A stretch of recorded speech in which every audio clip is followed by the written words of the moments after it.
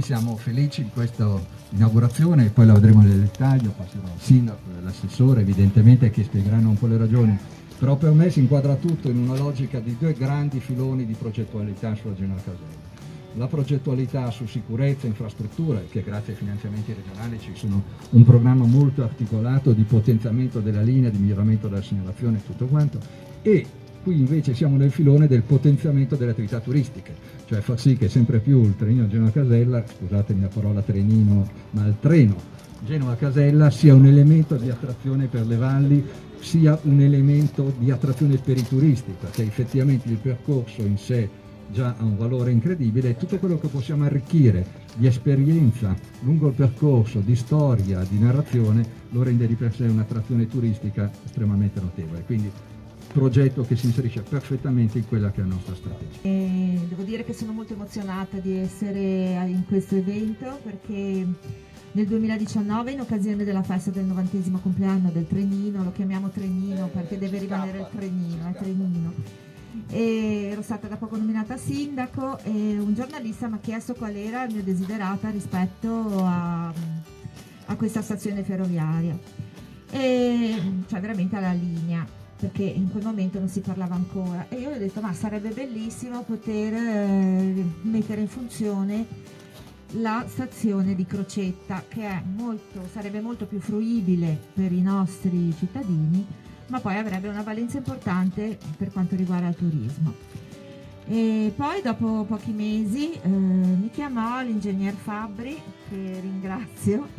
e quasi avesse, come dire, previsto, è venuto a esaudire il desiderio parlandomi del progetto Interreg e quindi della riattivazione della stazione di Crocetta. È una tappa oggi storica, dal 2016 quando abbiamo riaperto la ferrovia. Ho sempre sottolineato che oltre che dal punto di vista trasportistico, dal punto di vista turistico, la Genova Casella è una delle cose che ci possono mettere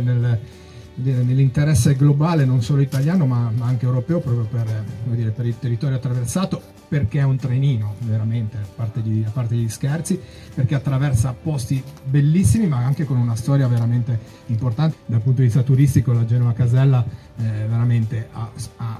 un futuro secondo me molto molto roseo. Io colgo l'occasione di ringraziare, vedo presente, gli amici della Ferrovia Genoa Casella, sulla quale so sempre poi di poter contare per la diffusione della Genoa Casella e anche per la valorizzazione del museo. Io parto da Interreg perché senza la spinta di Interreg non saremmo arrivati qua,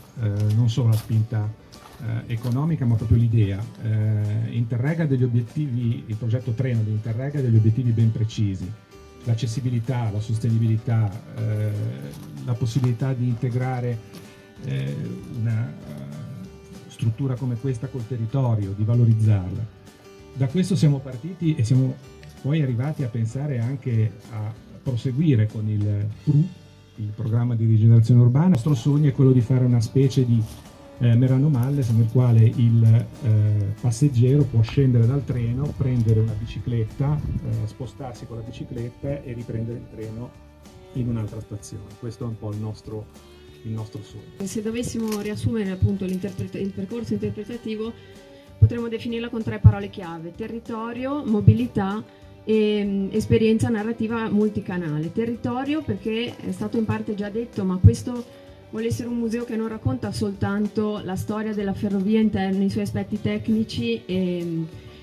costruttivi, quindi di funzionamento tecnico, ma anche per la sua rilevanza che ha avuto nel tempo per i territori locali, quindi per le comunità locali. Alla seconda parola chiave, no? La mobilità. È stato anticipato e comunque detto proprio perché è stato un lavoro di squadra, ma la mobilità